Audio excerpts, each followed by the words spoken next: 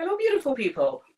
It's such a privilege to come your way again, and I hope you've all had a wonderful day. And looking forward to tuning in with your favorite show, the Inside View with Nana. Um, I am so humbled today to have great men in our midst today who are going to educate us on an important topic that is really affecting all of us. As a young girl that grew up in a mining town, it's not by coincidence that I am going to, talk about or, have these gentlemen help me, talk about this important issue. Land, God gave us land and no one actually owns, land. And we have, traditional people or traditional rulers who over the years have been custodians of our lands, of our culture, of our values, and everything that pertains to our lands. And I think over the years, things have changed where now governments are now in control, making sure that lands are sold or lands are dispersed in a lawful, manner. And I'm so delighted to talk to you about this important topic. Hold on a minute. I'm having intellectuals here today with me, so I don't have to mess about. And, to help me do this, I have Dr. Abuakwa, who is the Associate Professor in International Business and Management from the University of Bradford. And I have with me Mr. Bentete, also the Chairman in the Ghanaian Union Bradford. And I have also Dr. Amoatia, lecturer in International Business, University of Bradford. And, to spearhead this whole thing that's really caught the attention of the University of Bradford, we have our own King, His Majesty, Osagyefuo Nana Amoatia Ofori, who is actually taking this, this important topic that is actually, going around the world, talking about this important. Hold on a minute, guys. Slightly nervous, but we'll get there. I just want to get the topic right. Tonight, we're talking about the role of traditional leaders in achieving sustainable development in Africa.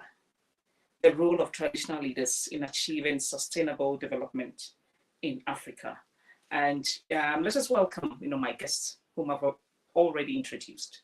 If the team are ready, yeah, we're also ready. Dr. Abuakwa, welcome to the Inside View. And, Bentete, also welcome to the Inside View. And also Dr. Amoatia, welcome to the Inside View.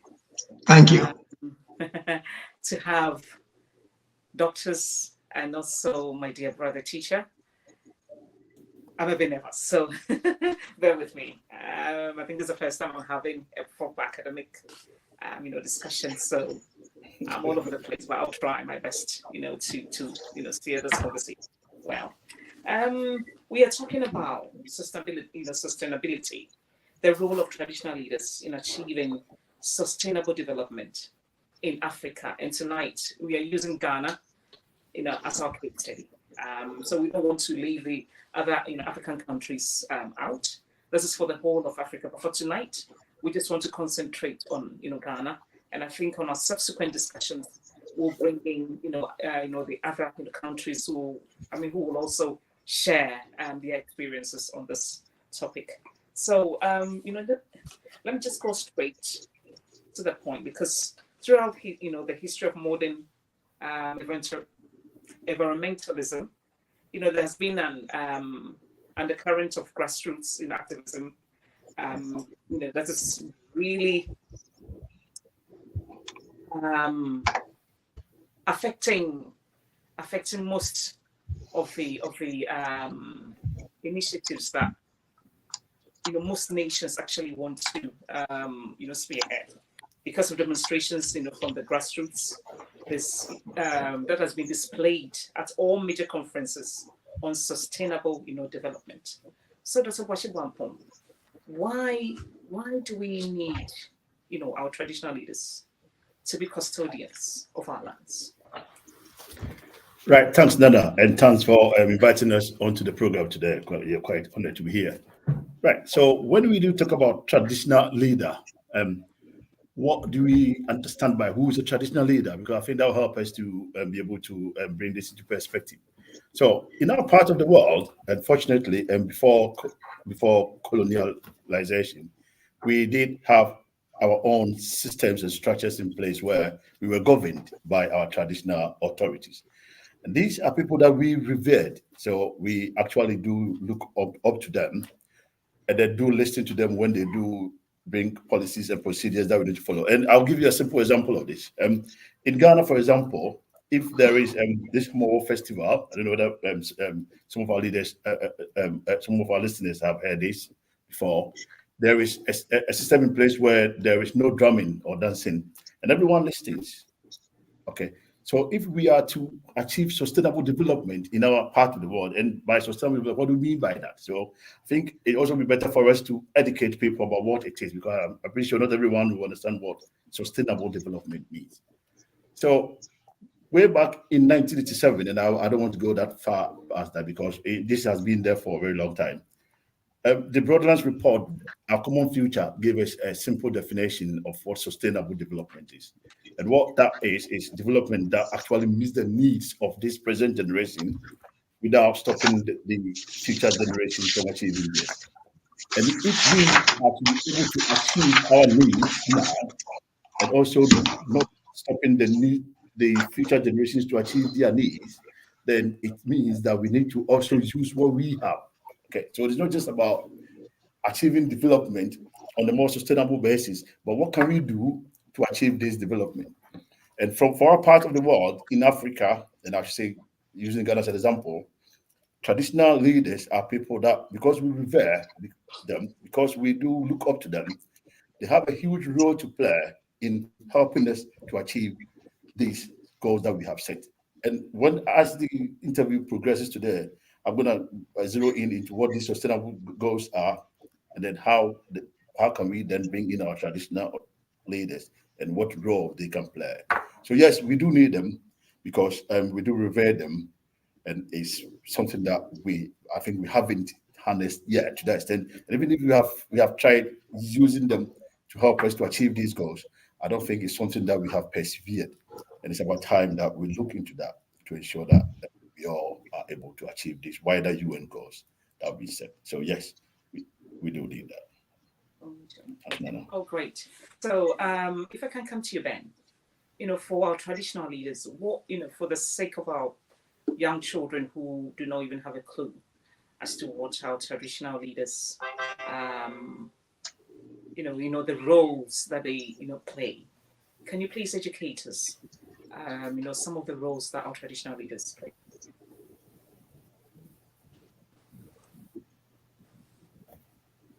Ben, please. Yes. Yeah, thank you very much again.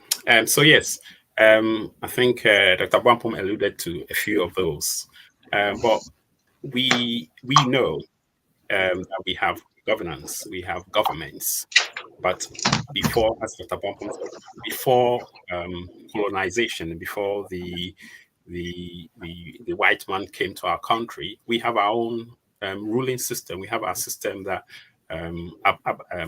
we abide to, and that's the chiefs.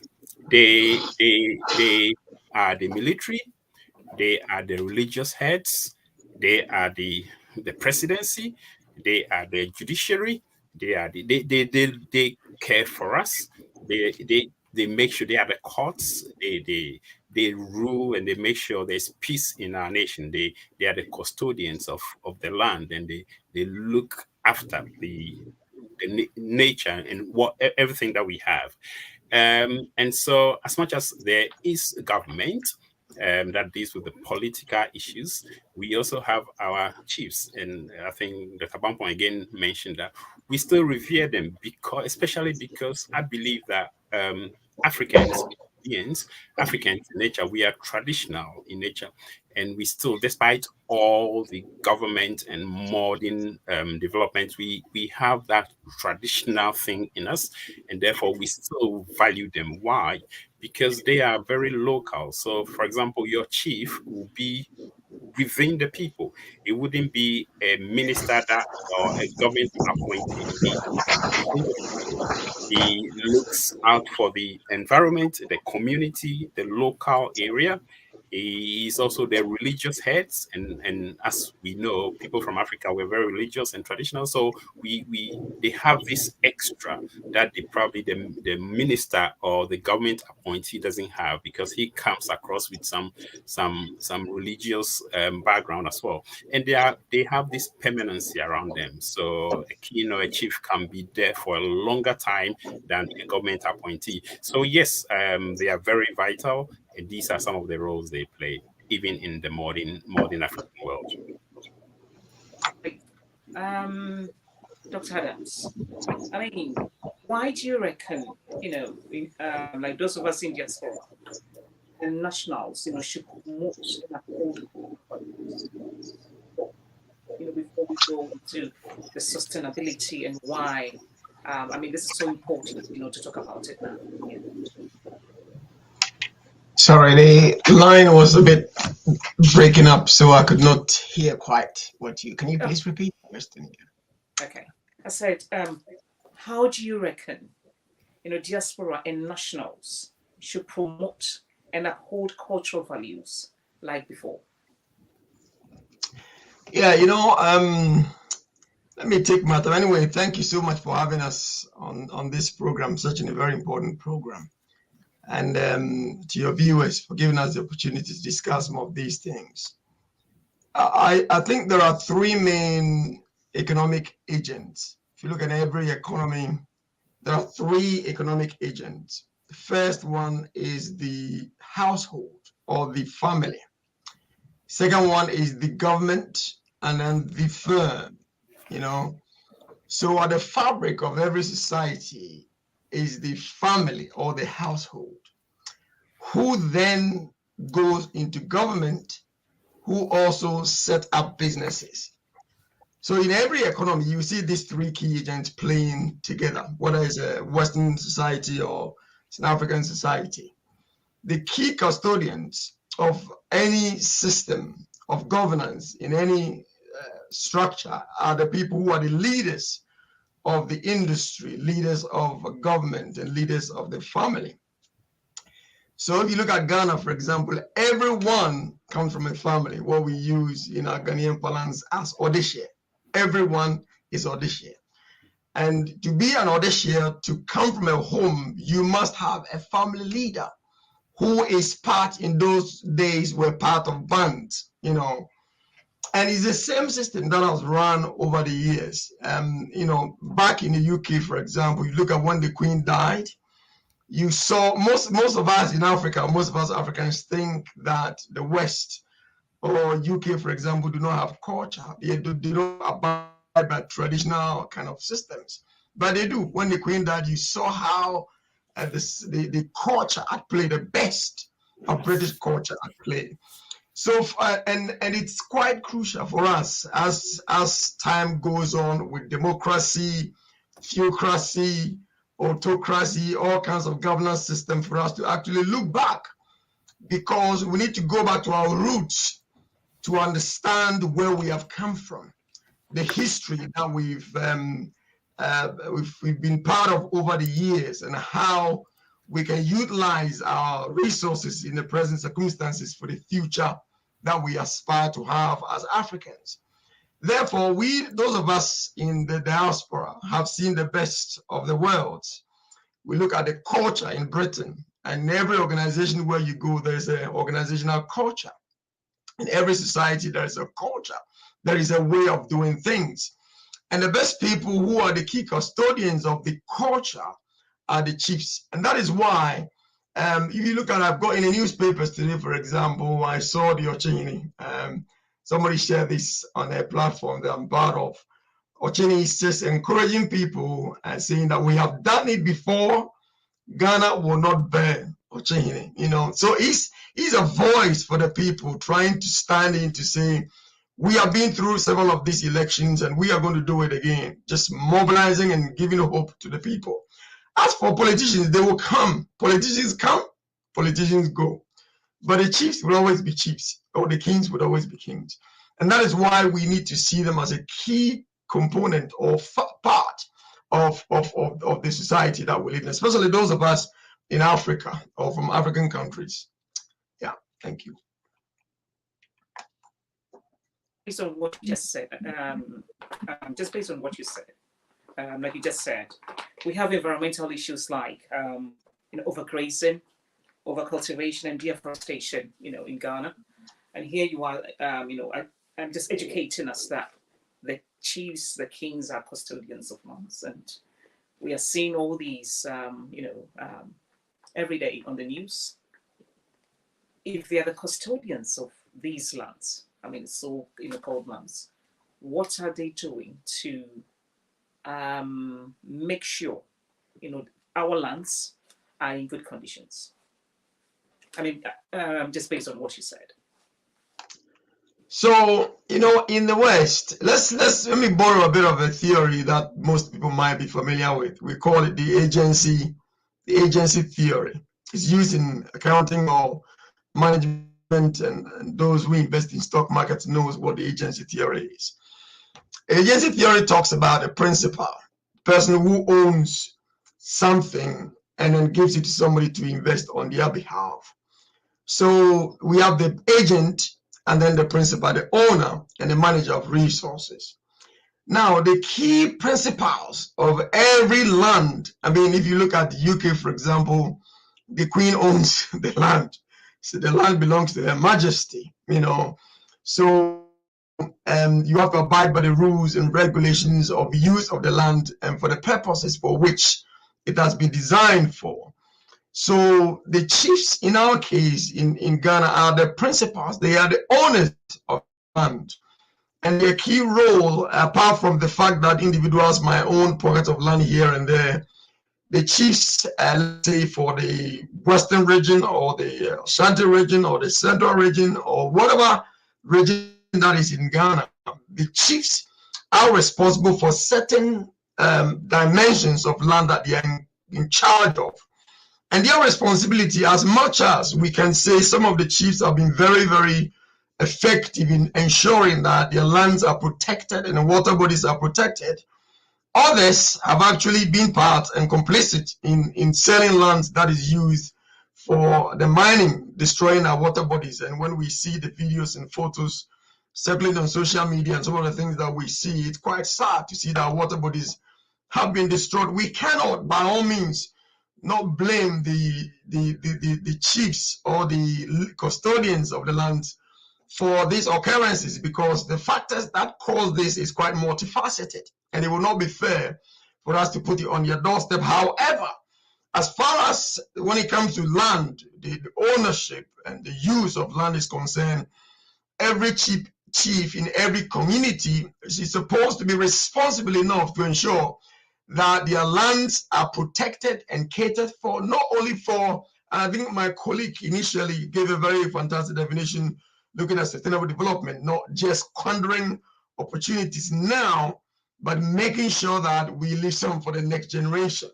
And I'm not sure whether we have educated our kings or chiefs enough to understand the implications of their actions and the destruction of the water bodies and how it does have impact on the environment in general and the whole economy of Ghana.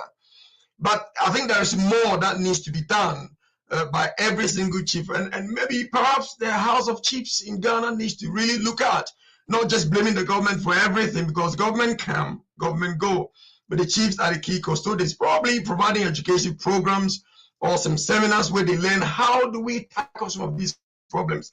There should be, I believe, there should be a national discussion or national discourse led by the National House of Chiefs that looks at the of protecting our lands, our water bodies, our trees. If you look at the UK, for example, I think the UK has more trees than most of the countries we have in Africa. Why? Because they are protected.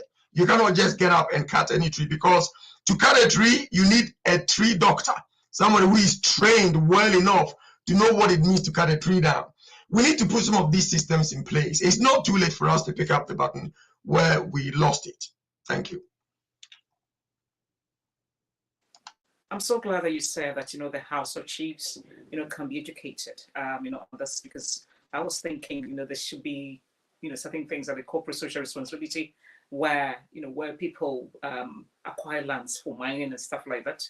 They can also do something, to give back to society by building schools, making sure that the lands or the land, returns to its,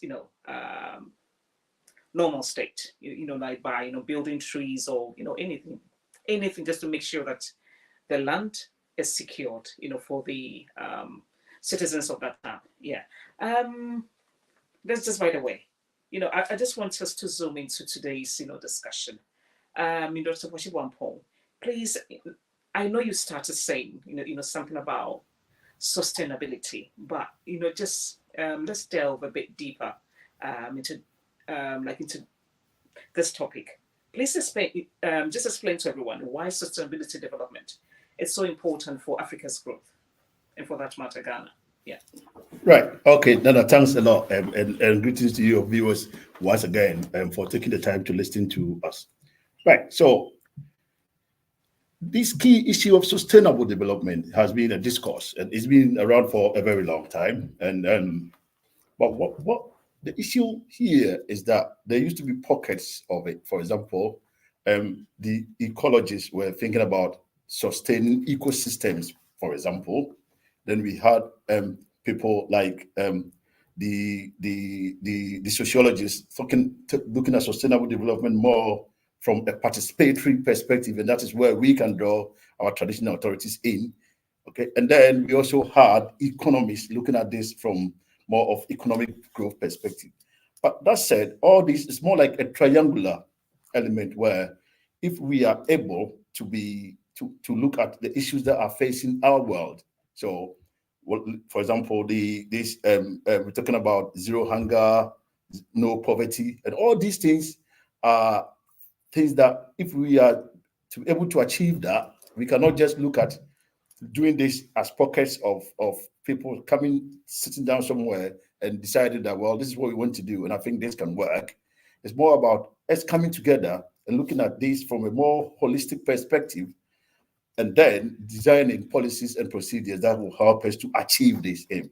And that is why, for us, from the African continent, sustainable development is more to do with sustainable livelihoods, and I call that so because many people are struggling to make ends meet. So if you talk to people like that about sustainable development, for them, it's about how can I fill my tummy today and also be able to ensure that I have something left for the next generation.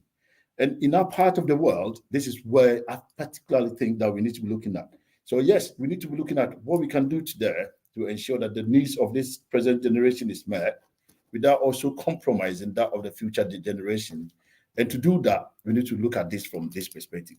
Let me add this because there's been a lot written about sustainable development that if you don't take care, we will turn this more into an academic discourse, and I don't want it to get to that, because for the ordinary person, what's important is what is in it for me? How can I benefit from this?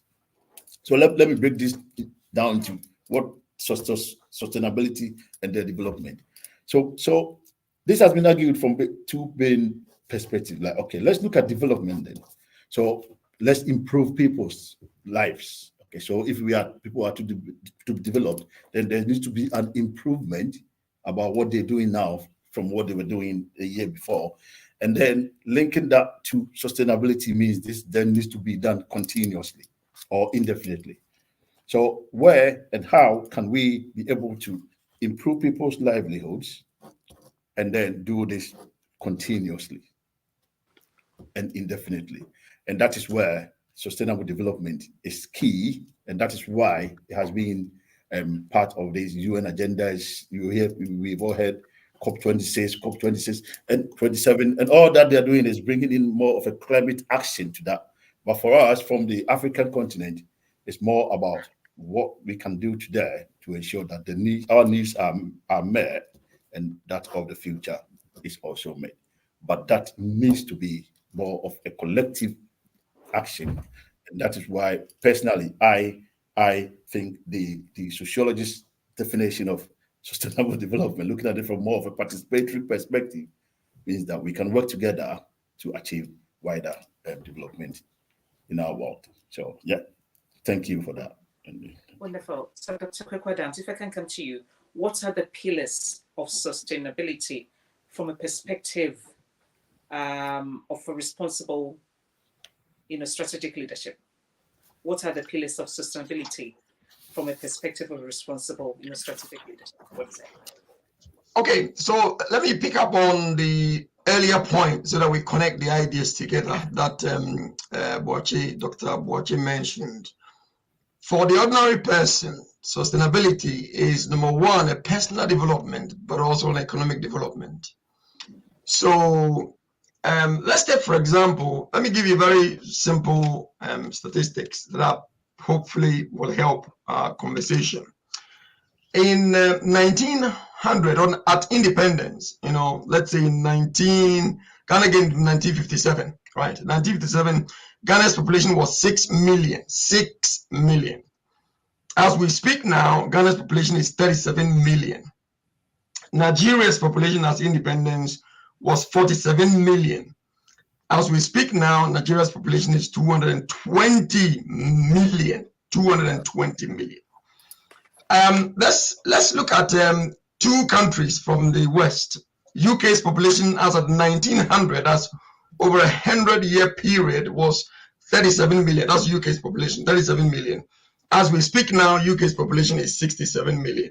Okay, over a 100-year period. France's population as of 1900 was about 40 plus million. As we speak now, France's population is 80 plus million. You can check it. I think 67 or something more than UK. I don't have the exact figures. Germany's population was 57 million at 1900. As we speak now, it's about 87 million. You see the proportionate growth in population from Africans' perspective to the West, and how much population has been controlled. Now, let's go back to BB's point, Boche's point earlier on, about land.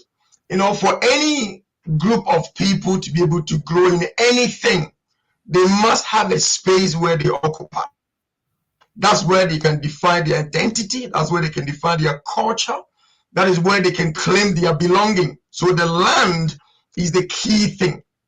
Now, how do the chiefs or the traditional leaders help in ensuring that individuals grow in their personal lives, and number two, grow economically, and also picking up on the point that I made earlier about the three agents within an economy, the family or the household, the government, and also the firm. Traditional leaders and their role is to ensure that, number one, the lands are secured and that people don't do what they like on the land. Let's take an example of Accra. If you look at Accra, for example, Accra, the number of people living in Accra now, and the mass of land that people occupy at the moment, in the UK, for example, the number of people, let's say if you take 100,000 people, the mass land that they occupy compared to Ghana is ridiculous. There's no more land in Accra, anymore in Pram Pram. You go to the north of Accra, the east of Accra, the west of Accra, we've exhausted the land. What were the chiefs doing? So one of the pillars, if I may just practicalize this rather than giving theories, is the chiefs are supposed to work with the Lands Commission to ensure that this is the land demarcated for this purpose. These are residential lands. These are industrial lands. These are technology lands. I've been to India for research in 2018, and in Bangalore in India. They've demarcated lands for tech parks where nobody can build anything on that land other than technology firms. So the chiefs must be, they are the key custodians of the land and of the culture. So one of the key pillars is to say that they need to exert the authority with the Lands Commission. But again, most of them are complicit of selling lands, and people use the security to get collateral, using the collateral to get loans from the bank. And there are chiefs who have been involved in scandals, selling land that are not supposed to do so. So I think one of the key pillars is education. One which is very crucial for Africa is education. And also coming together to understand what are our needs as Africans. Let the chiefs, all the small chiefs, the big chiefs, the senior chiefs, all of them in Accra, come together, have a sit down forum. What is going on in Accra, in our land? What are the areas that we need to improve?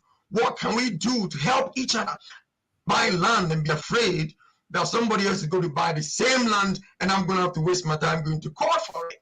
It stifles growth, it stifles development, and everybody with money will just stay back because you can never guarantee what is going to happen to your investment if you ever invest in this area. So to ensure growth where individuals, ordinary person can grow and be confident that they will have jobs for the future, the starting point is the protection of our lands.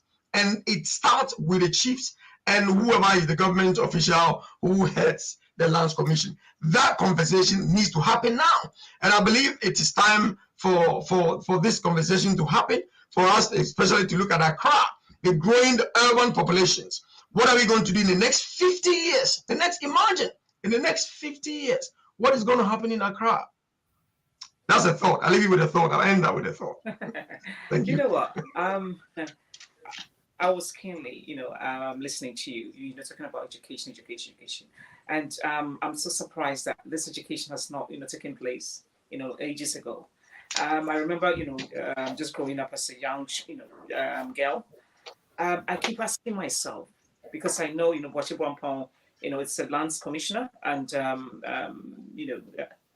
that's his field.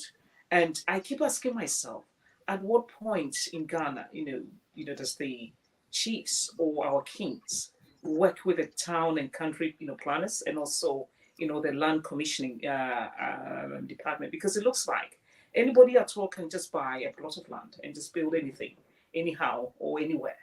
Which makes, this has been going on for years. At what point can we put a stop to to this, so that we can manage our land wisely? And also I have this question for you again, Dr. Adams. Can we also learn from others, like other continents, in how they sustain biodiversity whilst the increase in population? How can we learn from other continents, as Ghanaians? Let's pick a very unusual example of India. India's population is 1.3 billion people. Population increase in India is ridiculous. Same thing in China. And the more you have more people growing, marrying, buying lands, building houses, doing all kinds of things, the more challenging it becomes for the planners. And therefore, it is very crucial that now we think about what is going to happen in the next 100 years. We need to have 100 or 200 year plan or strategy for our land. If not, we will fail. In fact, at the moment, I would argue that Ghana, the traditional leaders, some traditional leaders, and our lands commissioners and whoever is responsible for disbursing and distributing lands and collecting money and using them for collateral, have done us very, very wrong. And it is time that stops, number one. And it is time for us to really plan and look at the lands we have in Accra. Which lands are we going to demarcate for which purposes, and for which aspects of economic growth and development? You look at Accra, for example, how many parks do we have for the children to go and run on a seesaw? When we were growing up, we could meet with our friends, go by the riverside, play, do all kinds of things, do things and be children. At the moment, it's so populated that there is no place, there's no free area for thinking. No more in Accra, no more in Tema. I live most of mine. You come to 5 in Tema. You look at Tema at the moment, is so populated. No planning for gardening, no planning for parks, no planning for game areas, no planning for football stadiums, no planning for any of those things. So when you talk about biodiversity, how are we going to measure our growth with China, who have now managed to increase the number of people going on the trains? So why can Ghana not build a train from Accra to Akyem, so that people don't have to go through the carnage that happens from Accra to Cape Coast Road. I mean, everyone traveling on the Cape Coast Road is scared. You have to go to all night before you travel. You have to pray before you set up. When you arrive, it's a big celebration. Why can we not have a train line, or maybe do a carriageway going from Accra to Akyem? I mean, that's what most countries that grew and continue to grow have done. And it will also cause a creation of jobs for many sectors of the economy. Don't forget, what the growth of one economic sector will have a huge influence on all other sectors. So if we make sure that our construction industry is growing, there'll be demand for so many other services. And I think I want to be bold on this platform to suggest to the parties that are vying for elections now that it is not possible for any parliament in 4 years to fulfill every single promises. And therefore, I think it is high time every government or every parliament choose a strategic direction for this parliament, that this 4-year period, the Bawumia government or the Mahama government is going to focus on education. We plan for the next 4 years for education. We put a lot of our budget in education. By the time that parliament is over, we know that as a country, we have got our education system sorted at least for 50 years or 100 years. Before the next parliament comes in, we tackle agriculture. What are our agricultural needs? What are the land needs? What are the needs that we have got to put in place? What are the investment demands? What are the research that we've got to ask our researchers to do to help grow crop, developing new crops and all of those things to grow food. The next 4 years of parliament, for at least 50 years or 100 years of Ghana's life, economic life, we will not be worried about agric or food anymore. But you give 5% to education, 5% to free school, free SHS, 5% to this, 5%. There is no way Ghana is going to see any growth whatsoever. And in fact, this goes for every African country, that we need to look at strategic directions for parliament. That by the end of this parliament, Ghana would have solved this one single problem. And if those of you are Christians or not, or maybe Muslims, allow me to quote Paul, who said, "This one thing I do." So I think every government that comes from must choose one thing that they will be remembered for. And if it's to solve this galamsey problems that is going on in Ghana or in Africa, then so be it. If Nana Akufo-Addo lives with a legacy that he managed to solve free SHS, and I know there are a lot of issues that need to be dealt with to bring it to par with international standards, then so be it. That's his legacy, and at least he's left a legacy. The next parliament must focus on one strategic direction for the nation, that by the time that parliament is over, we don't need to worry ourselves again. I think that is the way to go for Ghana and, for that matter, Africa. Thank you. Thank you so much. Dr. Osagyefuo, I know your background is land, and so I'll come back to you again. Back home or in Ghana, please educate us a little bit on our lands, and also how our traditional leaders and also the government. We just want to know, the correlation, between the lands, the lands commission, our traditional leaders, and also the government. The role that each, department or sector plays, because it looks like we have no respect for our own lands, and like everybody just do anything as they please or as they pleases. I don't know, but if you can just educate us, because some of us, we get a bit confused, especially when you live in abroad for a long time and you see how things are organized here, and you just go back home and you think anybody at all can just build a house anywhere at any point in time, with no checks and balances. So, please educate us tonight on, some of these things. Yes, Nana, thanks for that. And I do like Kweku's passion there about, when he spoke. Yeah, right. Yeah, we need to take bold actions to ensure that we're able to achieve what we need to achieve. But back to your question, Nana. So, let me take us a little bit back to why we have because Ghana's land management system is unique to Ghana. And I'll take us a little bit back to why we have this particular land management system. So, during the colonial administration, the British actually had a way of ruling called indirect rule. So what they did is that because they didn't understand our customs and traditions, they tried to find partners to help them to rule. So they brought in leaders and some of our own traditional leaders that understood our customs to be part of the colonial agenda. That's what they call it. And then, but with land and issues pertaining to land, however, they chose a different approach, because what they wanted to do is that what they said is that all lands that are vacant. So if the land is vacant and not occupied, so they call it vacant and unoccupied lands, that was then given to the crown. So they call it the crown lands. They call that crown lands at the time. So they brought in a bill in 1894 to try to make that more formal.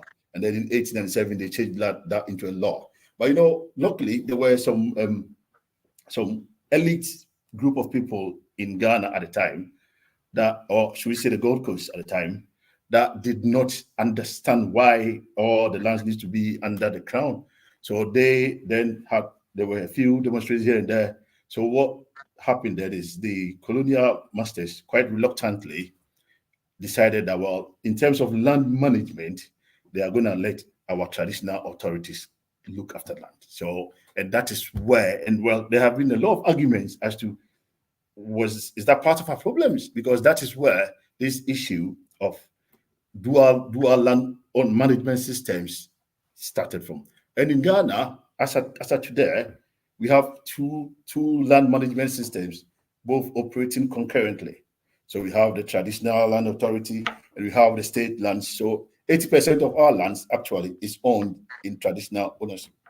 So that's why the chiefs have a lot of autonomy over land. And then 20% is state invested lands. What happens is that we have our chiefs managing their own lands. So initially, the idea was for the chiefs to hold the land in trust. So they were supposed to be, and I want to use that word because ideally some of us will agree with me that it hasn't been the case or as to how it was designed. So they were meant to be custodians of the land, holding it in trust for the people. So the land belongs to the community, and the chief or the traditional leader was the one that was in charge of holding the land for all of us. Now, what's then happened is that we've faced a lot of issues. For example, the chiefs, many of them were not able to manage the land, so they do not even know the extent of how to demarcate their own land. So they don't know where the land were. So you've had a lot of land litigations. So we then brought in issues of customary boundary demarcations, trying to demarcate the lands for the chiefs because many of them didn't know well. They used to use landmarks like ant hills, and in our local, we call that, they used to have something like they used to use palm fronds and things like that to demarcate lands, and those things are temporal structures. So once that is not there, land litigation starts. But as things change, subsequent governments also, because the chiefs have autonomy, so government could acquire land for development, but then they have to also pay compensation because it's called expropriation. They can't expropriate the land. However, what happened is that in times when some of these were done, adequate compensation was not paid. So they brought some level of mistrust between the chiefs and government. So even today, there have been a lot of demonstrations that we are claiming back our land. Government took this to do what? And don't get me wrong, there have been issues in both aspects. The state land management have had its own issues, which is managed mainly by the Lands Commission. And then I have worked with the Lands Commission in Ghana before, so I can tell you that there are quite a lot of issues there, and it's a lot of issues that happens between the chiefs and then the land sector agencies. So this was why in 2003 the World Bank came in. So the World Bank actually saw that we were facing these issues, so they tried to help us with a project called Land Administration Project. So huge project that was meant to help us to solve some of these issues. They managed to help us, the chiefs, to demarcate some of their lands. The land sector agencies were all brought into one. So we used to have the survey department, lands commission, office of the administrator of two lands, land valuation board, and all those. There were so many divisions all doing jobs that could have been done by other aspects of the same lands commission. So they brought the agencies together, tried to bring a more coordinated approach to the way they do things. But don't get me wrong, I have been a victim of multiple land sales myself in Accra. I have, and many of my colleagues still work there. So sometimes I do take this on them. But the issue now is because we're thinking about a multi-stakeholder approach to this, and this is where our traditional leaders come in here as well, because they own 80% of the land, and there is no way that development can occur continuously or sustainably if we do try to ignore the customary landowners. And I think many of the issues we have faced as a country is that we design policies that we try to sideline the chiefs or the traditional authorities that owns the majority of the land.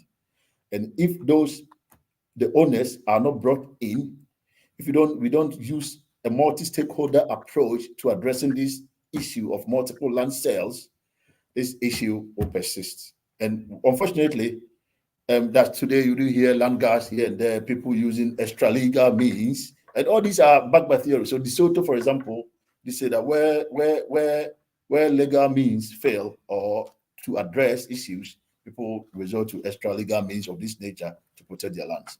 So it's quite unfortunate that all these years after, over 60 years after independence, we are still facing this issue of multiple land sales.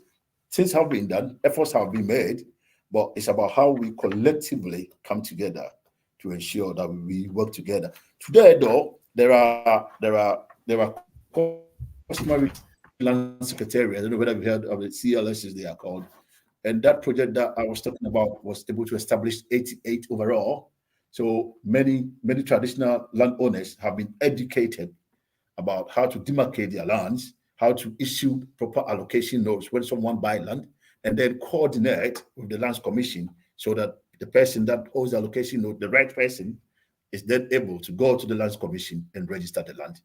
But the issue still persists to a large extent, and we need a multi-stakeholder approach to be able to deal with this issue because it is hampering development, and we cannot achieve sustainable development widely if we do not tackle this issue. So yes, thanks, Nana, for giving me this opportunity to explain this. Such a lengthy education, but we've learned something. I'm coming back to you, Ben. Yeah. Having listened to Dr. Kwaku Adams and also Dr. Osagyefuo, do you think? I just want to put you on the spot. Do you think we need this multi-stakeholder approach where the kings or the chiefs should be so custodians of our lands, like 80% of our lands? Do you sort of agree with that? Because I am of the view that if the government can just be in control of these lands, where there can be proper checks and balances, like when it comes to the sale of lands and also the usage, of our lands.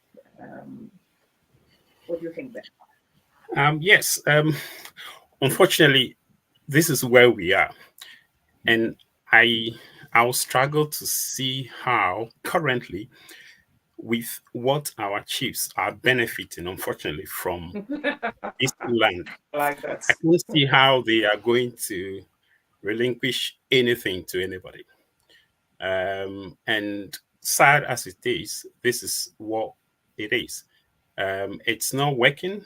Our system is not working, but they are benefiting from it.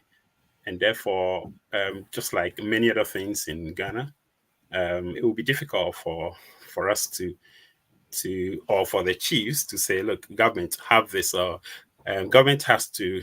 I don't know what they will do. I haven't thought that far as to how they would be able to claim lands from nationalize the lands. That would be a difficult thing.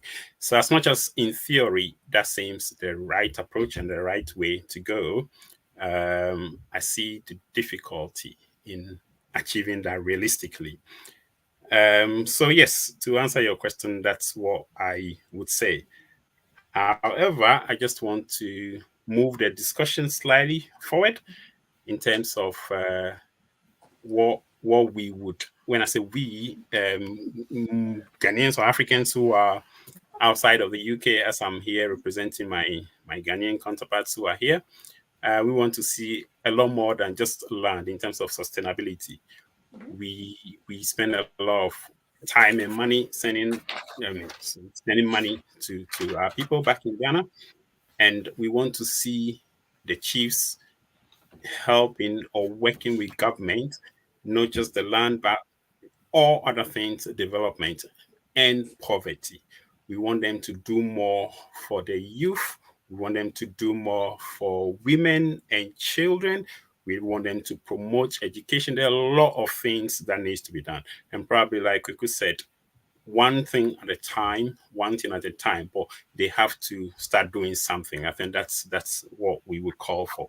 They have to start doing something. Thank you.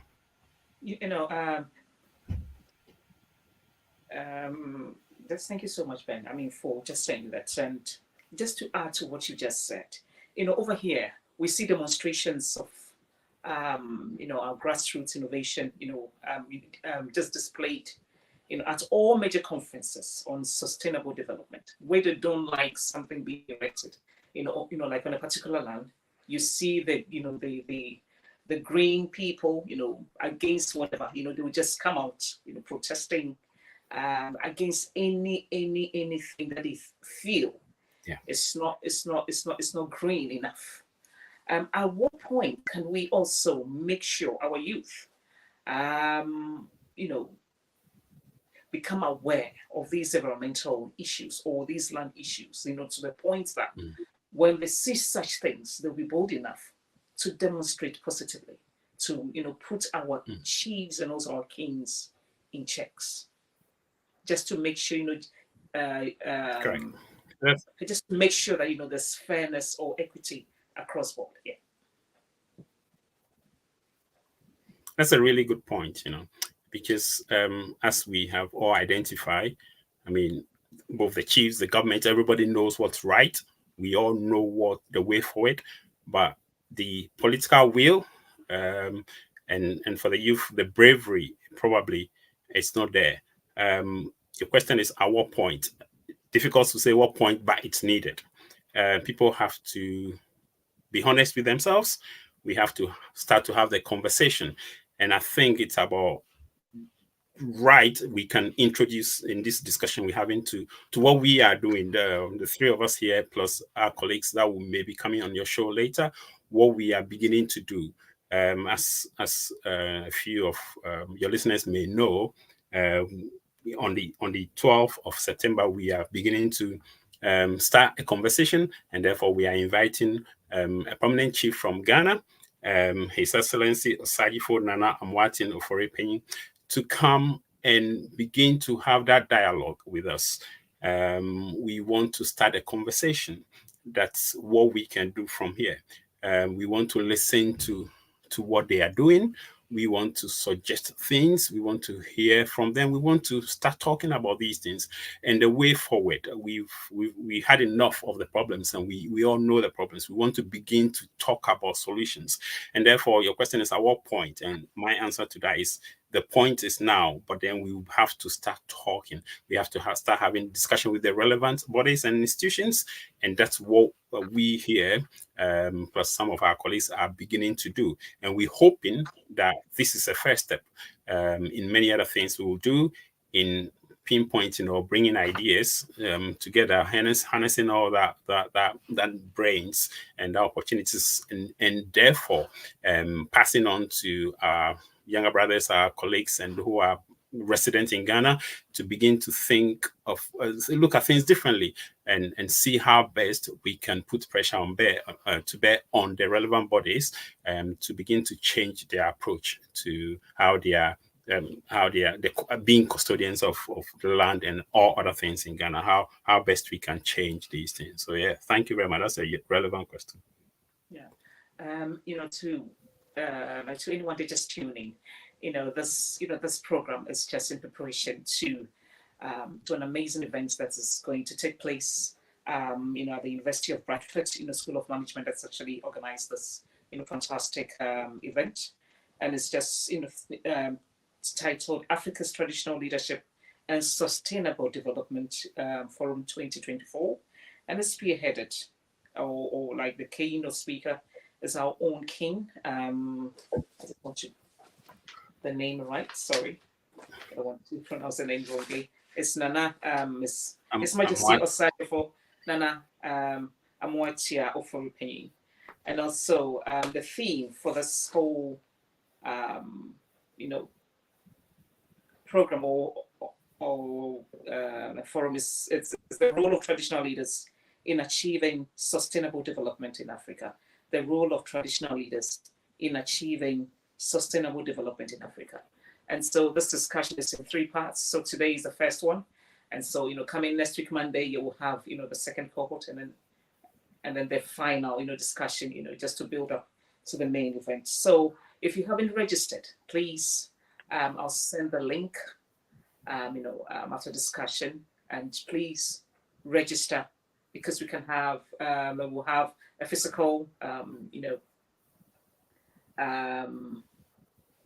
you can watch us, online, and also you can be physically present, also at the event. So, wherever you are, we are just inviting all African communities to come and be a part of this amazing event, because we need to start talking about the usage of lands, and also how our African leaders, our traditional leaders, how we can put them in check so that we can achieve sustainable development in Africa.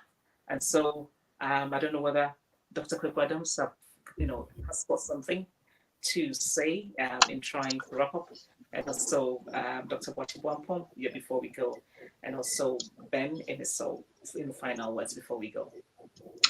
Yeah, I would like to first of all thank you for bringing us together for such an important dialogue, sharing ideas, discussing some of the pressing issues that we individuals in the diaspora face. I think you heard Boache himself, someone who is the lands commissioner, saying he's been a victim of a land issue. So the issues that we face, sometimes when we academics write things and propose implications for government policy and management practice, the feedback we normally get from our colleagues back home in Ghana or Nigeria, wherever it is, what in other words, you out there, you have no clue what is going on here. How can you come here and tell us what we should do? And I think this opportunity where we are now not only looking at theory, but want to invite His Excellency, the Chief of the Eastern Region, the Nana, His Excellency Nana Ofori Panin, to come for us to listen to him, for us to engage with him, for him to talk, for us to listen, and to not only him, but other speakers alike, and some of the chiefs that is going to come along, for us to learn some of the pressing issues on the ground is quite an important one. And I think it's a conversation that everyone who is listening to us can join in virtually. And if you can't be here in person, that would be fantastic. Let me go back before I end to the point that is raised by Dr. Boache, that the multi-stakeholder approach that we've got. I think that we need to have a national land dialogue. All the key stakeholders, the chiefs, the land guards, the custodians of land, the land commissioners, and everybody must come to play, must come to one place. A hall must be rented, or an auditorium must be rented, and it must be a government-sponsored event. Because my friend, who lives just about 45 minutes drive away from me, bought a land. He spent £50,000. He borrowed that money from a bank. He bought that land, paid that money, and the next time he went to Ghana, there was no more land. There was nothing for him to see. Basically, it's quite a terrain that is quite atrocious. And because of that, investors are giving up. People don't want to know, and it's high time the government needs to organize a national land dialogue. And out of that, there must be a proposal that is produced, or a policy brief that is produced with the agreement of every stakeholder involved. From now on, this is what we're going to use to manage our land system in Ghana. We need to demarcate lands for agricultural purposes. We need to demarcate land that is for recreational purposes. We need to demarcate land that is for building residential purposes. We need to demarcate land that is for industrial or innovation parks. We need to at least, people will say, in other words, what we have lost, let us not go back to it. But let us try to plan for the future. I think it's very important that not just are we going to invite the chief for us to come and have a conversation. Ghanaians must have national dialogue. Number two, how do we build a sustainable future, not only for ourselves, but for this young generation, for the Generation Z and Generation Alpha? That conversation needs to happen. I remember, I think it was President Mahama or Kufu, I don't remember. When they came to power, they went to Senchi, somewhere to have a conversation, economic team to discuss the challenges Ghana faces at the time and what are the solutions. We need to have these conversations to develop policies so that it would not cost anyone politically. So that the government wouldn't say, if I am the one to implement this policy, it's going to cost me politically. There must be a national conversation about some of the key issues that affect us as a people, our youth, employment, our businesses, about immigration. All those issues must be had. And out of that, we develop policies that governs the activities, and then the legal systems are in place to enforce those agreements. And I think that's the only way, I think, in my opinion, that we can grow as a nation. Because the past, we cannot dwell on the past, and what we have now is not working. That's my point. Thank you. Thanks, Kweku. I think Nana also asked if I have a final question. So I'll... Yeah, I know. But just based on what Kweku said, I just want to, quickly just chip in something before, please, you come in. Like you made mention about all these, beautiful suggestions. But, can I ask you, before, Dr. Osagyefuo comes in, do you think we have enough lands at the moment? And also, do you think in Ghana, they make use of intellectuals like you people? Because it looks like all the suggestions that you made are so beautiful, are so wonderful, are so implementable. But do you think they sort of even respect our intellectuals, especially those of you that they have the opportunity to come in the school abroad? And it's like we are able to just give a proper suggestions or perspectives. Do you think they sort of respect intellectuals? Well, that's to say, I'm the president of the Ghana Scholarly Society, the society that has brought all the Ghanaian scholars overseas together. We did our conference, the Ghana Scholarly Society conference in June, from June 19th to 20th this year. And out of that, we've produced a policy brief. And the policy brief is based on the 6 tracks.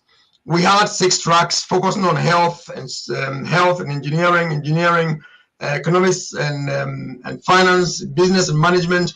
And we sort of looked at the key findings from this research and produced a policy brief. We have shared with the campaign team of the vice president. We've shared with various platforms and NDC platforms, MPP platforms. My lesson that I've learned over the years, I've taught in Canada, at the University of Calgary in Canada for a few years. And there was a professor at the time who was at Francis Xavier University, who decided that during his sabbatical, 5-year sabbatical, he's going to go to the finance ministry during president, serve free of charge. He was not going to take any salary, nothing. This man took 5-year sabbatical, went to Ghana, Ministry of Finance, to serve. And he was poaching, saying things, let's do things this way. This is what is going to help. And guess what? Is that you are coming from Canada to come and tell us what to do here. This man was so frustrated, he told himself, me go Canada back, me could be a professor. He basically packed himself up and went back home. This should not be the case. There must be a stage where we infuse ideas, we learn from each other. And whether you agree with me or do not agree with me, that is fine. we need to be able to learn that research is what informed policy. That policy must not be informed on the whims and the caprices of individuals who call themselves politicians, because every politician, including those in the West, have got their personal interest. And so if we are not respected, what is going to happen is we're going to have these cyclical issues of a vicious cycle.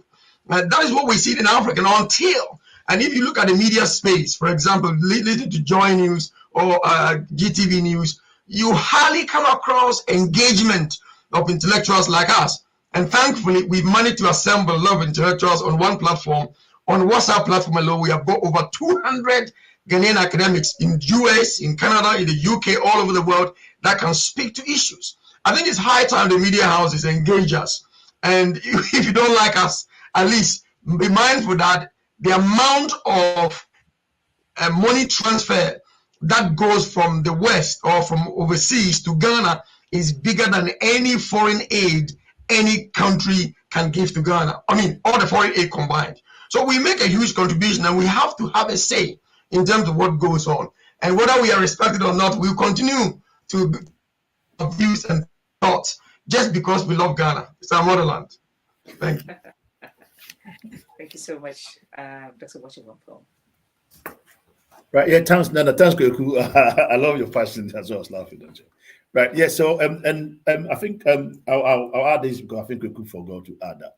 No, even this this meeting with the Ochihini that we are arranging is one of the outcomes of the Ghana Scholarly Society conference that we had. So that tells you that we have started putting things into motion, and we really want to ensure that we are able to achieve this wider development agenda together. But why we have invited the Ochihini, and I would like to stress on that because, as we said before, coming and as my brother Ben brought up, this is one of the key objectives of today's interview, is that the Ochihini himself is an environmentalist by profession. So he used to be the board chairman of the EPA, Environmental Protection Agency in Ghana, for some time, between 2002 2008. So he started these conversations himself, and he has been widely involved in sustainability issues. And if we are going to begin this conversation, if we are going to engage these wider stakeholders, and by the way, Kweku, that is a research idea. So we're going to have to meet behind the scenes and start putting that together. We've already got two theories that will help us achieve that aim. So, right. So if we are to achieve this, then we need to bring wider conversations with people that have ideas about this. And the Ochihini stands out in terms of his participation in environmental issues, the gender conversations that he started, health issues that and all these are part of the sustainable development agenda. And that is why we are looking forward to inviting him here in September for us to continue with these interesting discussions. And I hope that many of you will join us for that. So thanks, Nana, and thanks everyone for taking the time to listen to us tonight. Thank you. Thank you so much. Ben, before you come in, I just want to, just announce again, this program is taking off on the 12th of September. And, we are inviting all the Ghanaians in diaspora, whether you're in, Scotland, Wales, Northern Ireland, wherever you find yourself. We are, inviting you to be a part of this discussion. His Majesty Ofori Panin Amoatia will be here, and let us put Nana also on the spot, because I grew up in Amoatia, and I'm not too pleased with what is going on. So I'm not going to be quiet, and so we are going to have this discussion done, and we're inviting all of you. If only you can, please take some time off, and let's all, meet in Bradford, and let us listen to what Nana, has for us.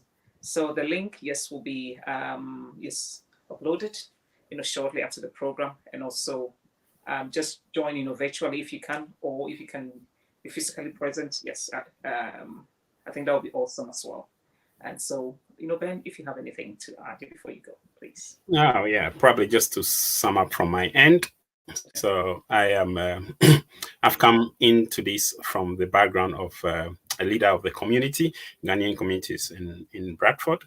And so on behalf of over 700 Ghanaians that are living in Bradford alone, we want to look forward to discussing with the king when he comes.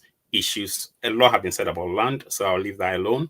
But we want to just ask questions or have discussion conversations about what they're doing to end trafficking, both children and women, violence in Ghana. We want to talk about abuse generally, how they are helping government to ensure rule of law, and the bribery and corruption, because we believe they hold that special place in Ghana and they can bring some influence to bear on governments.